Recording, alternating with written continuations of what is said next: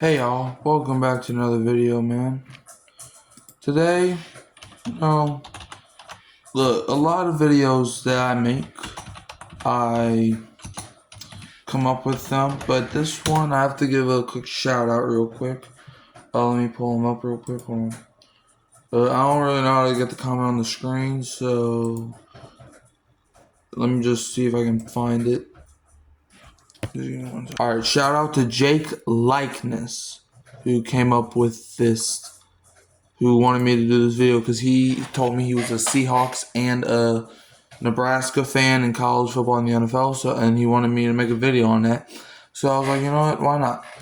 And this is like the first ever video that I made with a script. So anyways, so let's get started, man. Let's start by talking about the Cornhuskers' storied college football tradition, and then we're going to shift over to the Seahawks' modern success, okay? Alright, so a few things we got to break down about the Nebraska Cornhuskers, right? They have a lot of stuff that they do before games, after games, and during games. But three of them, including stuff like the Unity Walk, the Tunnel Walk, and the Husker Power Chants. Let's talk about the pregame traditions first. So they have a pregame spectacular where the Cornhuskers marching band performs a free show at Memorial Stadium, the stadium that they play in, 5 hours before kickoff. So basically what that's basically saying is that Nebraska football means a lot to Nebraska because they literally start their show 5 hours. And let's say the game starts at 11 o'clock. I live in Central Time, so let's say the game starts at 11. That means that they would have started at 6 in the morning. That is dedication. That is hard work. Shout out to Nebraska. And like I mentioned, the Unity Walk. Fans, the marching band, and the Spirit Squad create a tunnel for the players to walk through 2.5 hours before kickoff. Like they'd be starting all the way before the games, and literally, like, the fans, marching band, and the Spirit Squad would literally create a tunnel so that the players can walk through. Because y'all know how during game or before games, everybody comes out in the tunnel. Well, the Nebraska fans and the rest of the people make that. Like, that is insane. Okay? And they also have a pump-up video where a video plays on the big board before the tunnel walk. And, that's basically a video to get, Nebraska hype, Now let's talk about game day traditions. The tunnel walk. The players walk through a tunnel formed by fans, the marching band, and the Spirit Squad. That is absurd to me. Like, the tunnel walk is basically where it's like, as it says, where the players would walk through the tunnel. And that is crazy. Shout out to Nebraska. Like, I don't think I've ever heard of a fan base creating a tunnel. So, applauding the visiting team. Fans stand and applaud the visiting team after the game, win or lose. Basically, Nebraska, they're all about being good sports. They're all about good sportsmanship, and I love that, because it never hurts to be a good sport. Even if they lose 55-0 or if they win 75-3, they will always show respect to the team that they're playing. They also have a balloon release where fans release balloons after the Huskers score their first touchdown.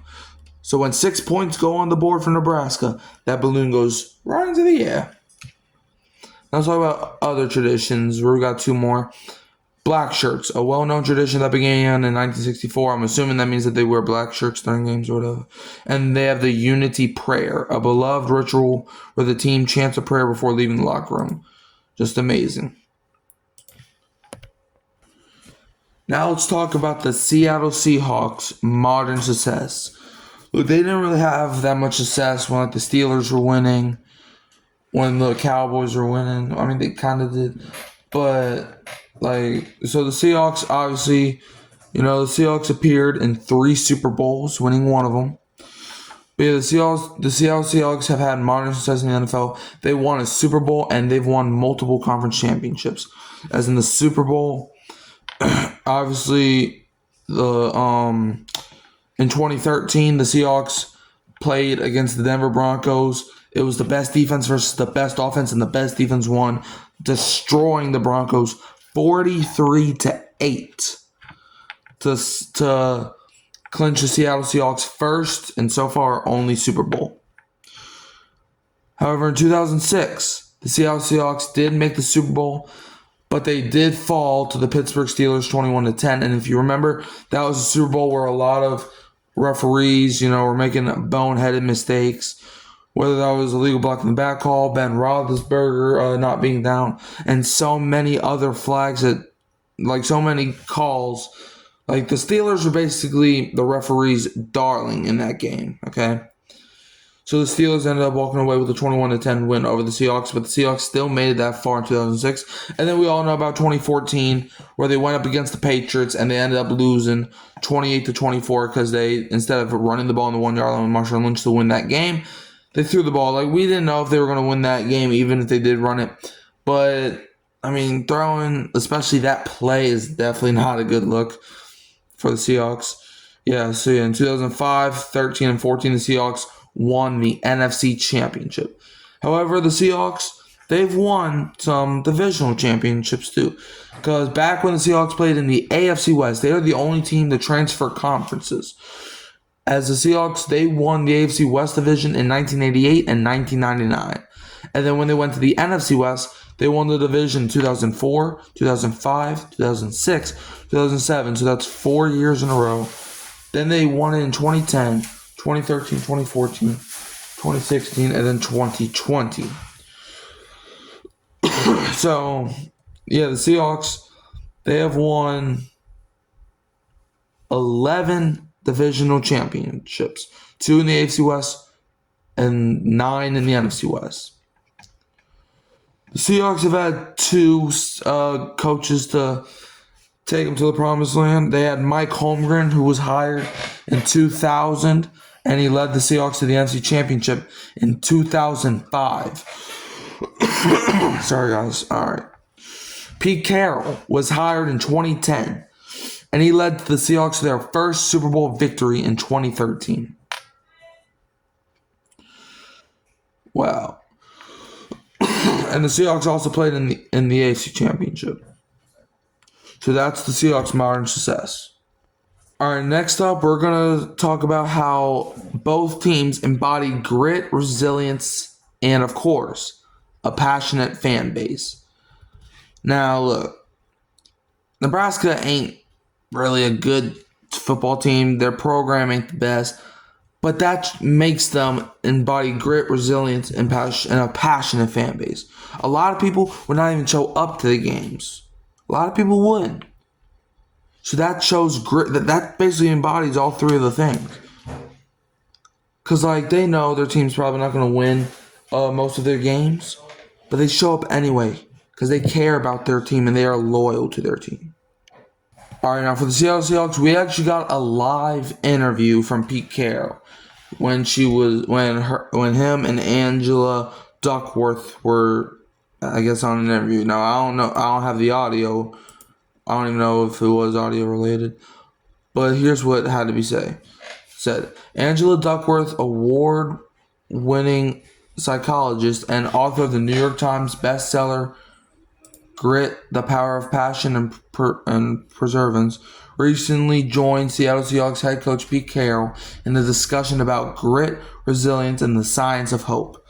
Pete Carroll, this is coming from him, a couple of springs ago, I happened to be sitting at my desk and turned on the TV to Angela's TED Talk as she was talking about grit. Everything she said hit home with the philosophy and the beliefs that we had. Then she gets to the end and says, the one thing I regrettably have to say is that we don't know how to teach grit. Thank you very much, and signed off. Wait a minute, turn it back on. So basically what Pete was basically saying is that he felt like the Seahawks didn't really show grit. And that's, and then he had to find a way. So what happened? He drafted Russell Wilson. Marshawn Lynch was there. Doug Baldwin was there. He started bringing in the Seahawks, like the mid-2000 Seahawks. And they were not mid. They were a great team. So then the Seahawks fans just started showing out.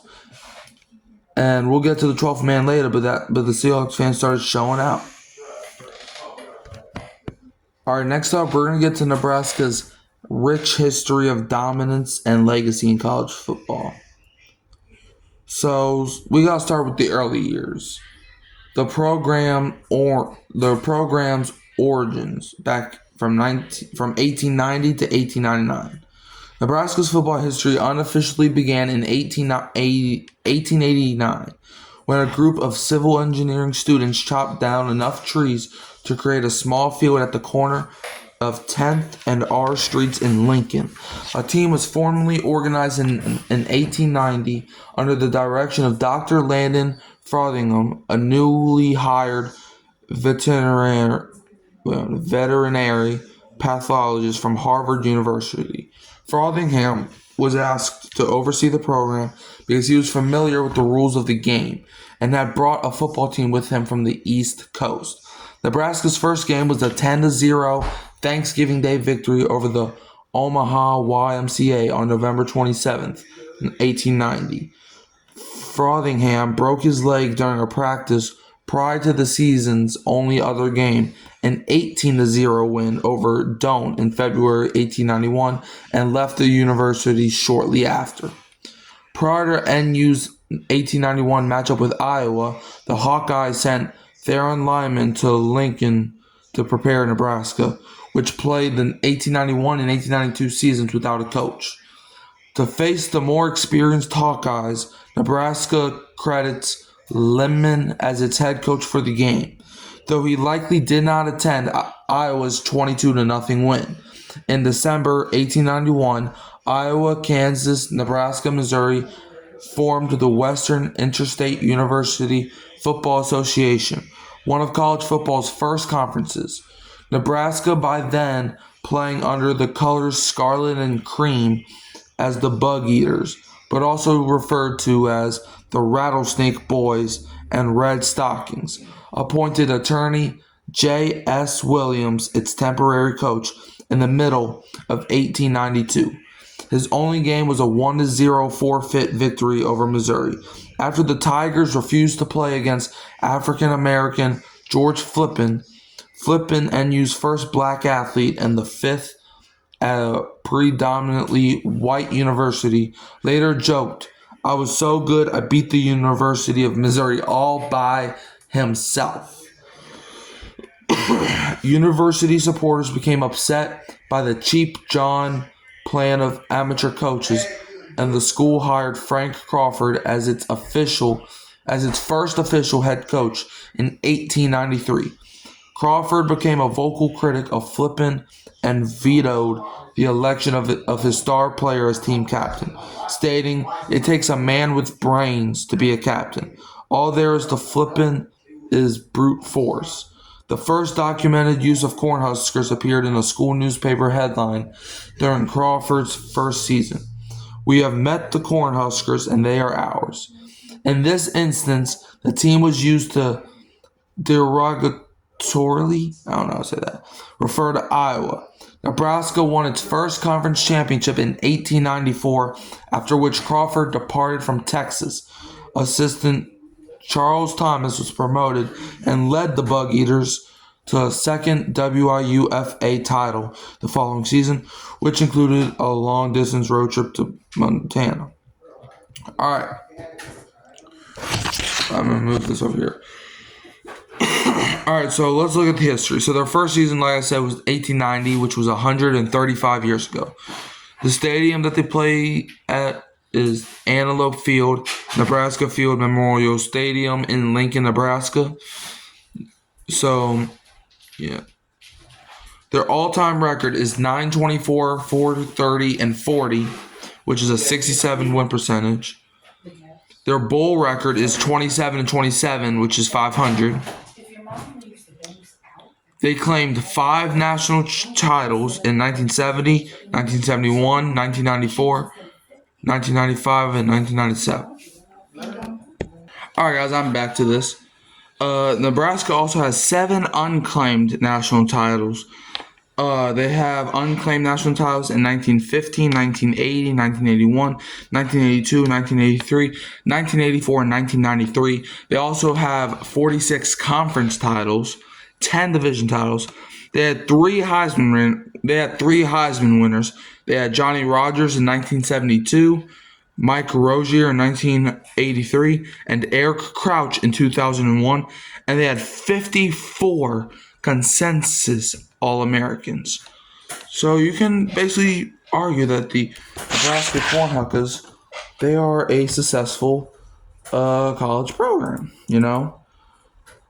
A couple guys, winning Heisman's and stuff. Like, yeah, that's cool.